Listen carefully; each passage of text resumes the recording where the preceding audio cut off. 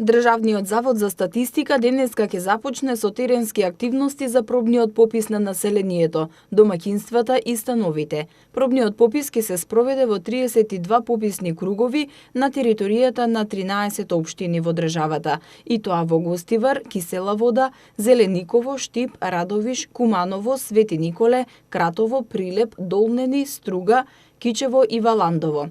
Како што соопшти Државниот завод за статистика, основната цел на пробниот попис е тестирање на подготвените методолошки, организацијски и IT решенија за примена на новиот комбиниран методолошки пристап во пописот на населението, домаќинствата и становите во 2020 година. Пробниот попис се спроведува исклучиво за статистички потреби и од него нема да произлезат податоци, туку само информации за оперативно-техничката подготвеност на сите инструменти за успешно спроведување на оваа најголема статистичка операција во 2020 година, велат од Државниот завод за статистика.